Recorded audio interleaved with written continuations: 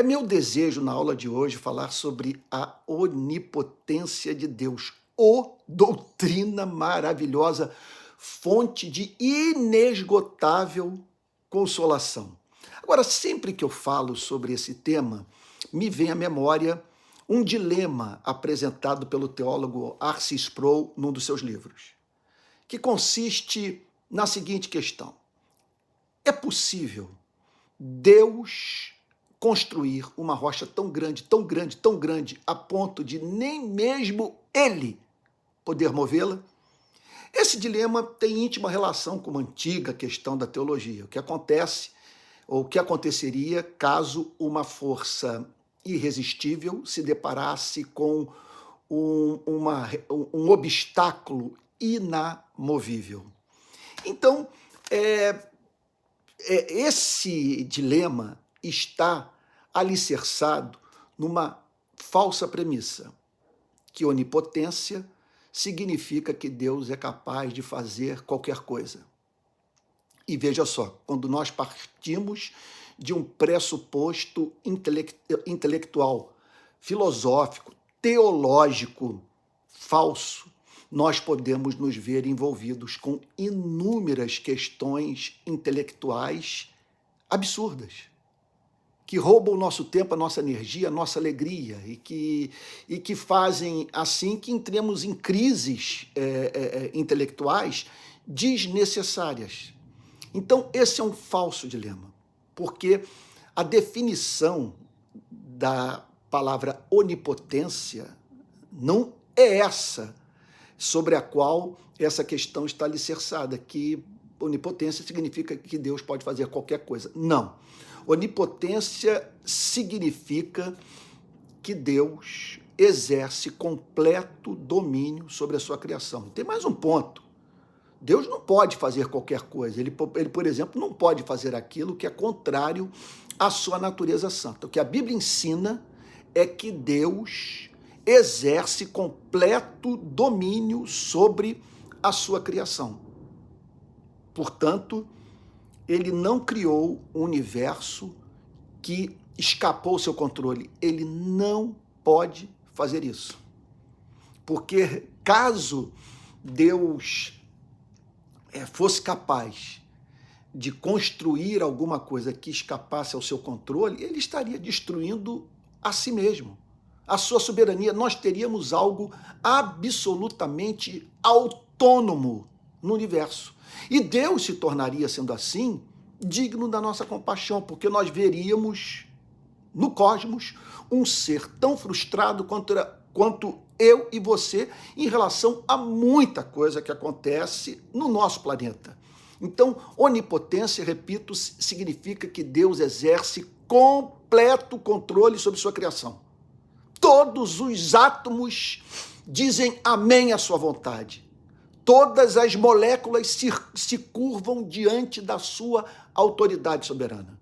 Por isso que no Mar da Galileia, numa passagem de consequências extraordinárias para a nossa teologia, para a nossa filosofia, para a nossa esperança, para que mantenhamos a nossa sanidade mental, a Bíblia declara que no Mar da Galileia o Senhor Jesus pôde dizer para o vento: cessa, para o mar: aquieta-te. E ambos tiveram que se sujeitar à vontade de Cristo. Qual é a grande verdade que esse milagre, essa obra sobrenatural de Cristo nos ensina? A dimensão impessoal da vida está sujeita à dimensão pessoal. A última palavra não está com as leis da natureza, com as forças cegas, com o acaso. A última palavra está com o ser absolutamente santo, sábio, justo e que tem todo o poder. Portanto, o poder de Deus não é um poder limitado por limitações finitas. O que limita o poder de Deus é o seu caráter. Há coisas que ele não pode fazer porque são contrárias à sua natureza santa. De maneira nenhuma ele pode negar-se a si mesmo. Esse é o sentido de "e guia-me pelas veredas da justiça por amor do seu nome". Ele é confiável não apenas porque ele me ama. Ele é confiável porque ele ama o seu nome, que consiste na revelação que ele fez de si mesmo a você e a mim. Então, nada, absolutamente nada pode restringir o poder de Deus, e isso é amplamente ensinado de Gênesis a Apocalipse. Então, Deus é o único ser do universo todo-poderoso. Que você guarde isso. Ele é o único ser todo-poderoso, o que significa, sendo assim, que não há nada que possa fazer oposição à sua vontade. O que significa que os inimigos da nossa felicidade, da nossa vida, da nossa existência, nada podem contra a sua e a minha vida, porque nós temos ao nosso lado aquele que nos ama com amor ardente. Amor que foi tornado conhecido por você e por mim de uma forma toda especial na cruz. Porque Deus prova o seu próprio amor para conosco, diz o apóstolo Paulo em Romanos 5, pelo fato de Cristo ter morrido por nós, sendo nós ainda criaturas. Então, perdão, 1000 perdões. Deus prova o seu próprio amor por nós, Deus prova o seu próprio amor por nós. Eita, Deus prova o seu amor por nós pelo fato de ter Cristo ter morrido por nós, sendo nós ainda pecadores. Esse que é o ponto, é isso que o apóstolo Paulo ensina. Oh, meu Deus do céu!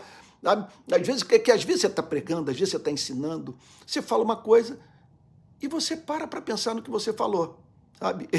Então isso acontece muito comigo, entre tantas outras distrações mais que me fazem muitas vezes perder o foco. E às vezes eu temo que essa seja uma das causas também de eu ser tão prolixo muitas vezes. Então, resumindo, nada, absolutamente nada, pode frustrar os planos de Deus. Que maravilha. Aí talvez você esteja perguntando, base bíblica, vamos lá, Antônio, apresente a base bíblica, eu quero saber se o que você está falando tem fundamento nas Escrituras. Então vamos lá? Eu vou pedir que você abra a Bíblia em Gênesis capítulo 17, 1. Olha o que diz. Quando Abraão atingiu a idade de 99 anos, o Senhor apareceu a ele e disse: Eu sou o Deus Todo-Poderoso. Ande na minha presença e seja perfeito. Então está aí a Bíblia explicitamente revelando Deus como um ser que tem todo poder. Todo poder para fazer o quê? Para fazer o que é santo, para fazer o que é justo, para fazer o que é sábio, para fazer aquilo que faz sentido, aquilo que se adapta aos seus decretos, aquilo que é expressão da sua vontade. Salmo 115, verso 3. Eu acho que eu já contei aquela história para você do profeta que me disseram que no interior de São Paulo disse para uma pessoa que se encontrava assim num período de muita tribulação: meu servo, não te preocupes, porque farei o que estiver ao meu alcance para vos ajudar. Então lá estava o vaso profeta se dirigindo para um irmão aflito e dizendo, né, como se Deus estivesse falando através dele: meu servo, não te preocupes, porque farei o que estiver ao meu alcance para vos ajudar. Quer dizer, bem dentro dessa linguagem aqui, me perdoe aqui o jeito de falar. O que significa o seguinte: olha, você pode contar comigo. Agora, se eu não der conta, eu espero que você não fique decepcionado. Não fique preocupado. O que eu puder fazer por você, eu faço. Então, se houve uma piada como essa, parece que o artigo teológico ele se estabelece em definitivo, que a coisa se torna tão maluca, tão sem sentido, tão esdrúxula, que você acaba dizendo, realmente a teologia clássica está certa. Ele é todo-poderoso. Vamos para uma outra passagem, Salmo 115, versículo 3. Salmo 115, versículo 3, que diz assim: o nosso Deus está no céu e faz tudo como lhe agrada. O nosso Deus está no céu, é soberano e faz tudo o que lhe agrada. Então, não há obstáculo ao cumprimento da sua vontade. Esse é o sentido, talvez, provavelmente esse é o versículo que mais nos ajude a entender o tema da onipotência divina. Ele faz tudo o que lhe agrada. Então você não tem no universo um Deus frustrado, um Deus que gostaria de fazer coisas que ele não pode fazer em razão de lhe faltar poder sobre sua criação, em razão dele ter perdido o controle da situação. Vamos para uma outra passagem, Romanos 11:36. Vamos lá. Romanos, capítulo 11, versículo 36, que diz assim: porque dele, por meio dele, e para ele são todas as coisas, a ele seja a glória para sempre. Amém. Porque dele, tudo pertence a ele. Não tem um palmo no universo, veja só, vamos assim dizer, de área ocupada pelo diabo e dentro da qual Deus não possa operar. Você está entendendo? Não tem terra ocupada. Não é possível acontecer nessa esfera da soberania de Deus o que aconteceu na Segunda Guerra Mundial. Hitler invadir a Polônia, invadir a Tchecoslováquia, invadir a França, sabe? E as tropas nazistas tomarem esses territórios, entre tantos outros.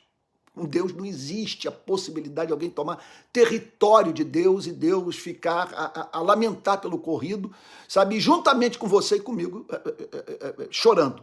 A Bíblia não nos apresenta essa teologia.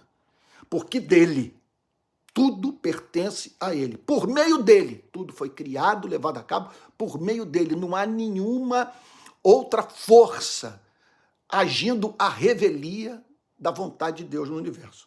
Então, porque dele, por meio dele e para ele. Tudo é para a glória do seu nome. Ah, Antônio, mas isso aí é estranho, porque Deus está se comportando de uma forma diferente daquela que ele até mesmo prescreve para nós. Ele condena a vaidade. Olha, eu não posso ser vaidoso, eu não posso ser orgulhoso, porque a minha condição de ser finito, pecador, mortal, sabe? Quer dizer, um monte de feiura que existe na minha vida, sabe? Não me permite, vamos assim dizer, tirar essa onda. Eu não posso. Mas Deus pode fazer todas as coisas para a glória do seu nome. Eu não posso. Porque é um pecado eu fazer com que você desvie a sua atenção do que de mais belo existe no universo para gastar tempo comigo. Eu não sou digno disso. Por isso é necessário que eu diminua e ele cresça. Agora, quando Deus pede que ele seja adorado, amado, glorificado, ele está pedindo o que a justiça exige, porque não pode haver na sua e na minha vida, sabe, no universo angelical, propósito mais elevado do que esse, a glória daquele que nos formou. Então, por isso o texto diz, porque dele e por meio dele e para ele são todas as coisas, a ele seja a glória para sempre. Amém. E por fim, ou melhor, mais uma outra passagem, a penúltima, Efésios 1:11. Vamos lá para Efésios capítulo 1, versículo 11, que diz assim, Efésios capítulo 1, verso 11. Em Cristo fomos também feitos herança, predestinados segundo o propósito, olha só, segundo o propósito daquele que faz todas as coisas conforme o conselho da sua vontade. Faz todas as coisas conforme o conselho da sua vontade. Ele faz o que sua vontade quer fazer. E o seu poder banca tudo aquilo que na sua vontade santa ele quer realizar. É isso que as Sagradas Escrituras nos ensinam. E por fim, Hebreus capítulo 1, versículo 3. Hebreus capítulo 1, versículo 3, que diz assim, eita, eu estou aqui em Efésios. Hebreus 1, 3 diz assim, o Filho, que é o resplendor da glória de Deus e a expressão exata do seu ser, sustentando todas as coisas pela palavra poderosa, numa outra tradução, pela palavra do seu poder, depois de ter feito a purificação dos pecados, assentou-se à direita da majestade nas alturas. Olha, eu quero frisar essa declaração, sustentando todas as coisas pela sua palavra poderosa. é uma palavra poderosa por meio da qual ele sustenta o universo. E aqui nós entramos no sentido da palavra onipotência, sustentando todas as coisas pela sua palavra poderosa. O que significa, portanto, que a onipotência é completo controle sobre aquilo que Deus criou. Repito, essa é a nossa esperança. Por que essa é a nossa esperança? Porque nós precisamos de um ser com dois atributos, a fim de que, diante da vastidão do universo, de todos os adversários da nossa felicidade, sabe, de tudo aquilo que pode se insurgir contra as nossas vidas, nós tenhamos paz. Não sintamos que o cobertor se tornou curto. Encontremos um lugar de repouso para a nossa alma. Nós precisamos de um ser que nos ame, porque nós não somos páreo para a vida, nós não damos conta, sabe, de exercer essa proteção sobre o nosso destino, de garantir a nossa felicidade. Então nós precisamos de alguém que tenha interesse por nós, que cuide de nós, que nos permita dizer: o Senhor é o meu pastor. Agora, nós precisamos mais do que um ser bem intencionado. Nós precisamos de um ser todo-poderoso, que possa, pelo seu poder, levar a cabo tudo aquilo que no seu amor ele deseja realizar. E é isso que temos. Um ser alucinado por você e por mim, e que pode dizer na tempestade: mar, aquieta-te, vento, cessa.